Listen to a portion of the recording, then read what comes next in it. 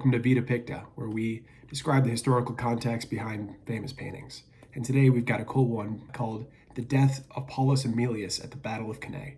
It's one of the best depictions of the bloodiest day in Roman history, and it was created in 1773 by a 17-year-old American artist with only one working eye. This teenager would later grow on to create some of the most iconic images in the American Revolutionary War, and his name was John Trumbull. Trumbull was most famous for his work later in life. He was a soldier in the American Revolutionary War, and he worked his way up to become George Washington's second aide-de-camp. Later in life, he left for London, he became friends with Benjamin Franklin, and was even imprisoned for treason.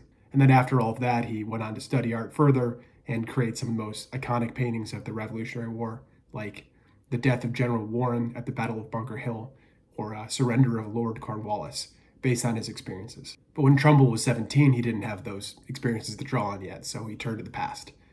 This painting comes from what is called the Second Punic War, which was fought 2,200 years ago by the Romans and the Carthaginians.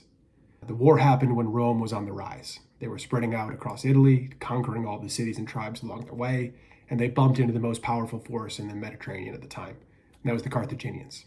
The Carthaginians were based in North Africa, and they hated the Romans.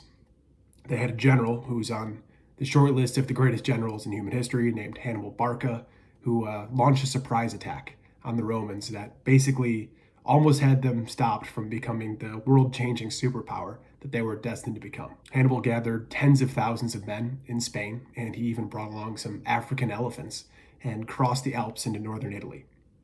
Now, bringing that many men and animals over the frozen passes at those altitudes was thought to be logistically impossible, and it was never expected by the Romans. So when the Carthaginians showed up in Italy with tens of thousands of men and elephants, the Romans panicked and scrambled to stop them, but they were defeated in the first few engagements.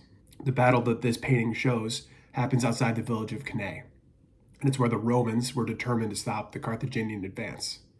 The Romans gathered a massive force of 86,000 men, and in something that we can't relate to today, they were led personally by their politicians.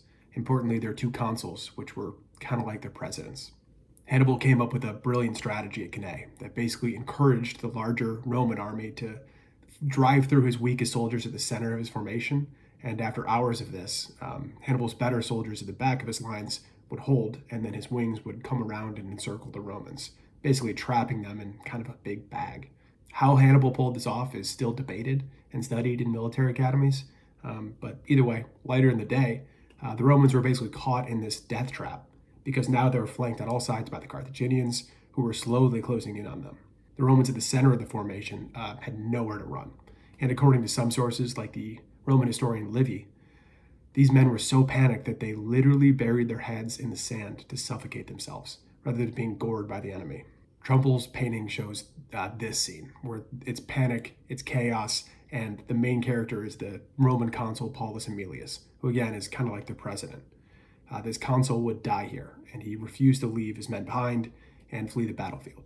You can see one of his men pleading for him to get up and go, but to no avail.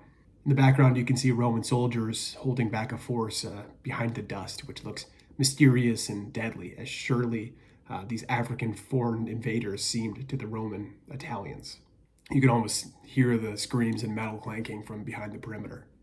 The Battle of Cannae reportedly led to 70,000 Roman deaths, which is insane. I mean, those are like World War I numbers, but with spears in a single day.